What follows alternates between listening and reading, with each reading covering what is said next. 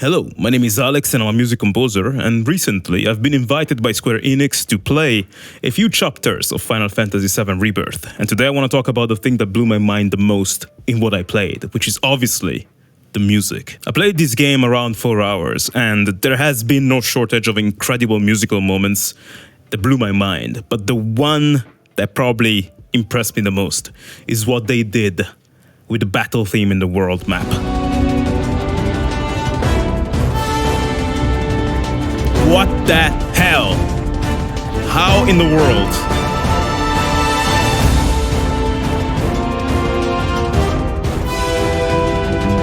Like, that's absolutely crazy.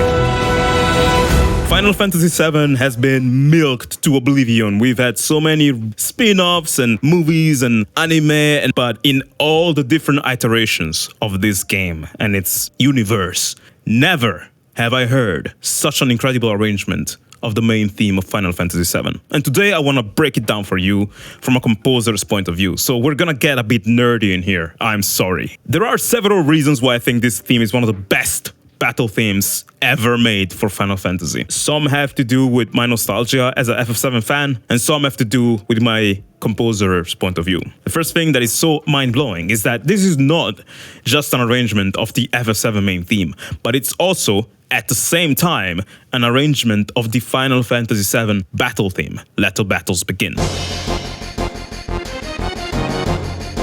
In fact, if I play you that section I just showed you, there's an element underneath the orchestra which you may notice.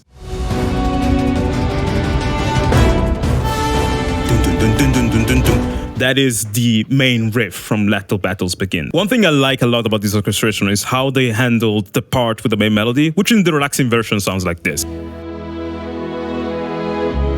The idea of taking something like this, so soothing and relaxing, and turning it aggressive and epic, sounds impossible. Like, you shouldn't be able to do that. But the freaking composers delivered. Check out what they did. What the hell?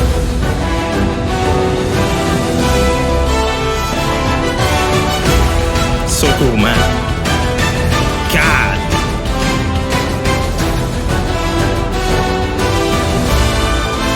God, it's so freaking incredible. Hearing stuff like this makes you understand, or makes you feel like orchestras in video games are such a blessing. And that is a very controversial thing to say, because there are many orchestral focused soundtracks in games that are extremely forgettable. But I don't think this is one of them. When you hear stuff like this, it makes you understand the problem is not orchestral tracks, but the problem is that many composers in games who use orchestras don't use them properly. Because this stuff, there is no way you can hear this stuff and tell me this doesn't sound interesting. This is freaking incredible. And I think one of the reasons is the details underneath. There's this beautiful string movement. If you remove the melody, I wrote the strings by ear, they get like this.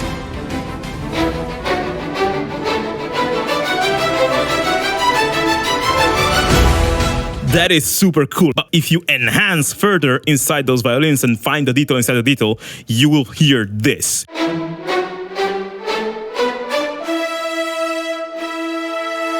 Which again is the Final Fantasy VII battle theme melody. So this section, other than being bombastic and amazing, is also a duet between the FF7 main theme and the FF7 battle theme. And the thing I like the most about this section is that it's metal as heck. Yes, you heard that right. I said this orchestral track is metal. And the reason for it is, well, let's take this metal drum pattern I just wrote, for example. You know, sort of like high energy rock metal. What if I told you this fits this FF7 orchestral battle theme perfectly? This is what happens when you put both on top of each other.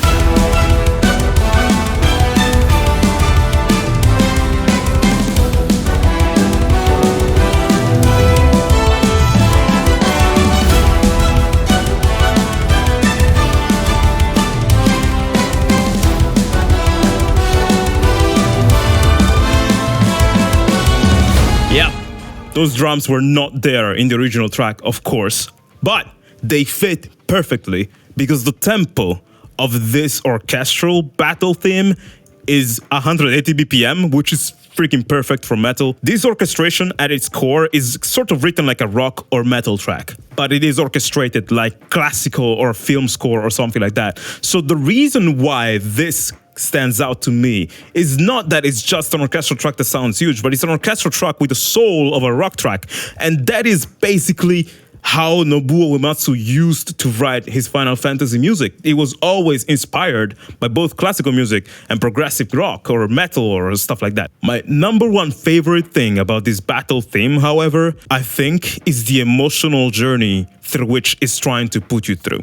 You see, when we played FF7 original as kids on the PS1, the sense of wonder that we felt stepping outside of Midgar is indescribable. Like there's no words to describe the overwhelming emotion of stepping out and being like, oh my god, there's a whole world out here to explore. That is, I think, the core emotion that sold Final Fantasy VII to the world. And that's the main pillar of FF7 Rebirth. Now, FF7 Rebirth, when you hear this theme, this battle theme, it's basically the first time you step outside and the first time you experience that feeling again. I think the music composers and the music director and everybody involved in this game probably wanted that moment to be incredibly overwhelming once again. And I feel the music is doing quite a bit of heavy lifting when it comes to this. Obviously, every part of this game is beautiful. The art direction, the environments, the voiceover, the sound design, it's incredible. But this track, when it kicks in, I really feel like every instrument is trying to give you a different emotion that tries to overwhelm you and tries to really immerse you in this journey. So for example, this section right here, there's so much going on here. So much.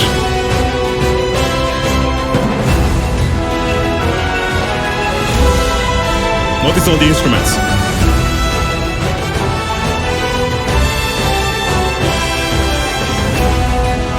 Damn.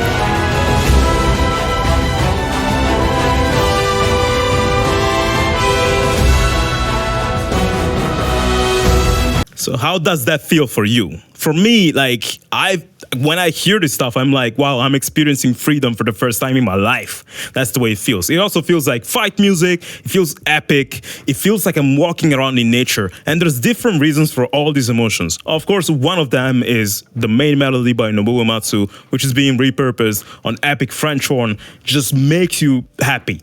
Like just hearing that makes you just cheerful, adventurous, all those feelings. What I like a lot is also the stuff in the background.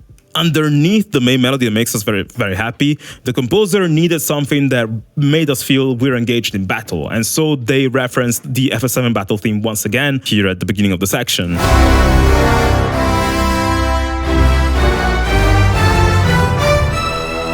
But on top of that, the composer also needed us to feel that we're around such vast open spaces like we could never see in FF7 Remake. And to do that, underneath the main melody, we have this layer of low brass and low strings that sounds so huge. Check it out.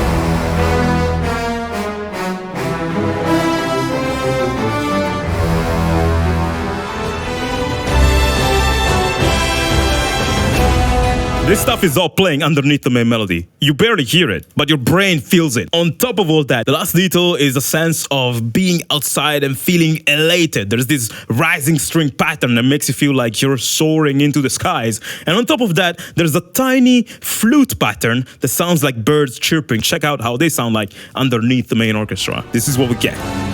Strings. Elevating. And then the tiny flutes. All this stuff isolated doesn't sound that impressive, but when you put all that together, remember all the elements we just went through and see the alchemy the composer did to create all these feelings together. Check it out.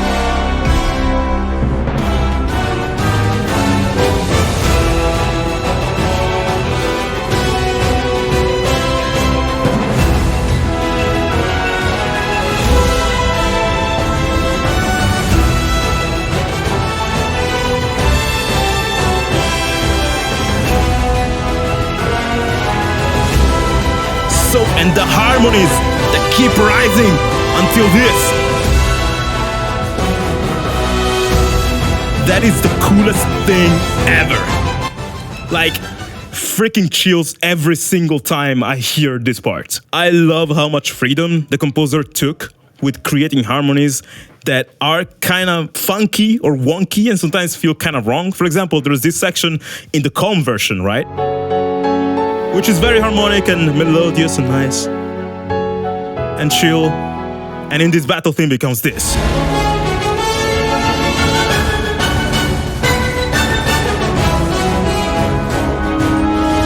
Like, it's a stark difference. I mean, we went from this to something like this instead. What chord is that? Like, it sounds like you took a misstep and you're about to fall down. I mean, check out every single note that makes up this chord. I sang them for you. So weird. When you put them all together, you get... That is not a happy chord, is it? It's very awkward, right? And that's why it's so freaking cool. This track takes the liberties to take us through an emotional journey that we have rarely went through with this piece. There's moments that feel surprising in that sense. The feeling of like, oh my God, I missed a step, I'm about to fall, being responded to with this epic, triumphant parts just makes everything sound way more spicy. You know, wrong note, epic notes. So elated. But it's still... some darkness is looming, like, it's like, what? So freaking cool. I love that. This, I find, is the same mentality that Uematsu was having when composing the Final Fantasy VII main theme. This world map theme that lasts for like 6 minutes. There's chunks of it that are very dark and scary, and chunks of it that are incredibly hopeful. And the reason why the parts that are dark sound super dark, and the parts that are nice sound super happy, is because of that contrast. It tells the whole story of Cloud, and hearing that in the battle theme makes me feel like the composer who worked on this and the music director who directed this understand Uematsu's vision 100%, so much so that they were able to remodernize it in a way that makes it sound even cooler and still pays respect to the original vision. It's not always easy to do that. Modern and traditional at the same time. I have no idea how much time this took, but this is a freaking incredible achievement. And if this shows the sentiment and the idea behind how they developed this game at large, I feel like we're pretty safe. And I feel like Rebirth is going to be a freaking incredible experience if this is the level of attention they paid to make sure that they represent the original as much. And I mean, if this track is any indication, this game is going to make us fly. Check out this part right here.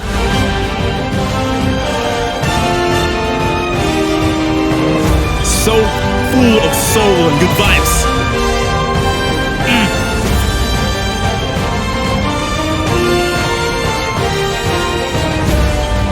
This is such a cool, such a feel-good track. It sounds like 70s disco in a way, and it just makes me want to crank my bass and go to town. So you know what? Let's freaking do it.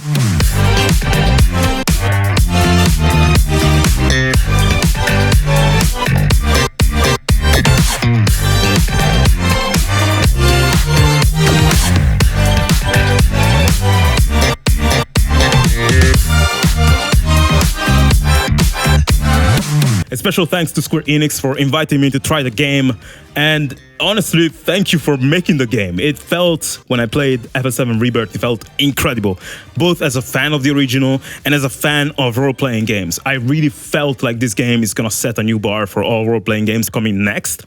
You may notice I haven't mentioned the composer's name in these videos because they haven't been disclosed yet. We know that Masashi Hamauzu and Mitsuto Suzuki are the main composers again, but the person who arranged this specific track I analyzed today, I get the feeling it may be Shotaro Shima, who is the person who arranged many of the tracks in FF7 Remake. Honestly, all the best orchestrations in FF7 Remake are either made or arranged by Shotaro Shima, and this sounds like him. So I'm guessing that's him. And I'm also guessing that the music director must be, again, Keiji Kawamori, who is the one person at Square who is the closest to Uematsu and worked the most with Uematsu. So I'm just guessing this is the work of those two heads working together. In that case, freaking geniuses. I'm very excited to hear what they did on the rest of the soundtrack. And of course, like Hamauzu and Suzuki and all the rest of the 25,000 composers who took part in FF7 Remake and Rebirth. I'm hyped to hear what they've done. And I hope you enjoyed this track. And I'll see you in the next video. Bye.